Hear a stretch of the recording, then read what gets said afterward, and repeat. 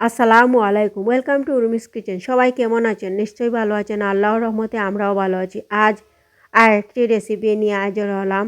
আজ শোল মাছ রান্না করব টমেটো দিয়ে। এভাবে আসলে শোল মাছ রান্না করলে খেতে খুব মজা হয়। আর শোল মাছ আসলে খুব মজার মাছ। এখন রেসিপিটি আমি আপনাদের সাথে শেয়ার করব।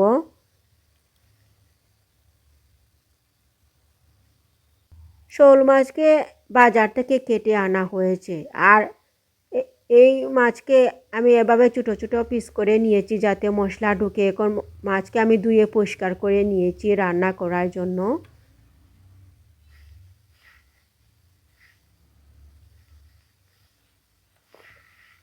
চুলায় পাতিল বসিয়ে দিয়েছি, পাতিল গরম হয়ে গিয়েছে। আর এখন দিয়েছি তেল, সরিষার তেল দিয়েছি।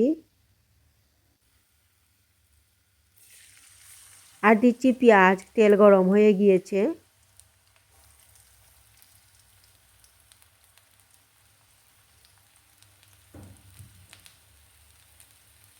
আর দিচ্ছি আদা রসুনের পেস্ট। এই মাছের মধ্যে আদা রসুনের পেস্ট দিলে খেতে খুব মজা হয়। আর দিচ্ছি স্বাদ মতো লবণ।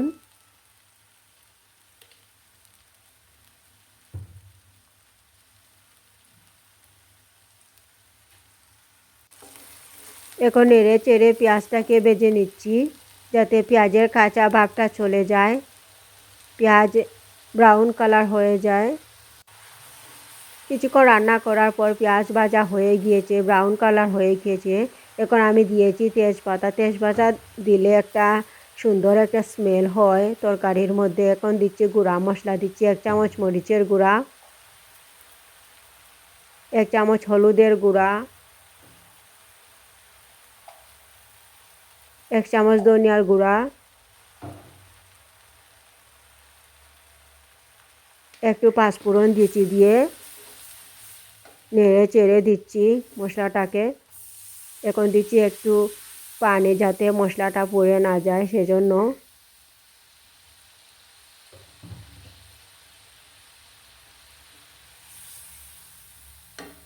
এখন দিচ্ছি টমেটো। টমেটোকে আমি ছোটো ছোটো পিস করে কেটে নিয়েছি। আর এখন মশলার মধ্যে দিয়ে কষিয়ে নিব আর যাতে টমেটোটা সিদ্ধ হয়ে যায় মশলার মধ্যে। এখন ঢাকনা লাগিয়ে কিছুক্ষণ রান্না করব। কিছুক্ষণ রান্না করার পর টমেটোটাও সিদ্ধ হয়ে গিয়েছে, মশলাও কষানো হয়ে গিয়েছে। এখন আমি নেড়ে চেড়ে দিচ্ছি, নেড়ে চেড়ে দিয়ে মাছগুলো দিয়ে দিব। মাছগুলো দিয়ে দিয়েছি।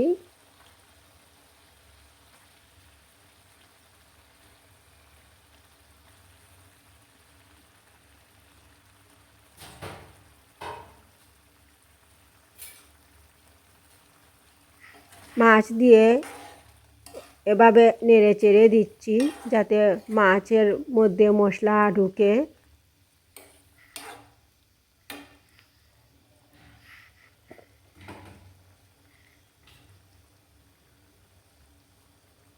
এখন দিয়ে দিয়েছি কাঁচামরিচ। কাঁচামরিচকে আমি 2 ফালি করে কেটে নিয়েছি।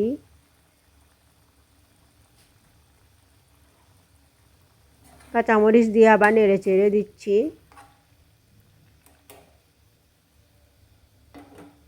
আর এখন ঢাকনা লাগিয়ে রান্না করব যাতে মাছটা কষানো হয়ে যায়। কিছুক্ষণ রান্না করার পর মাছটা কষানো হয়ে গিয়েছে। এখন আমি দিয়ে দিচ্ছি ঝোলের পানি। ঝোলের পানি দিয়ে আলতো করে নেড়ে চেড়ে দিচ্ছি।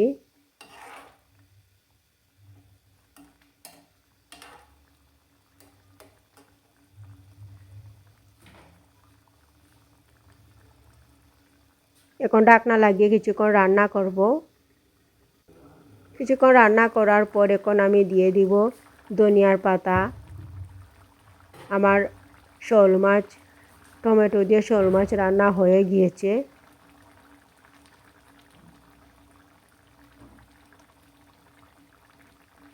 ধনিয়ার পাতা দিয়ে আরও কিছুক্ষণ রান্না করব। তারপর আমি চুলাটা অফ করে নিব। এখন ঢাকনা লাগিয়ে আরও কিছুক্ষণ রান্না করব।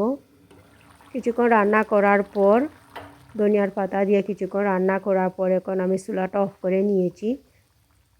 আমার শোল মাছ রান্না হয়ে গিয়েছে। সবাই ভালো থাকবেন। আল্লাহ হাফিজ।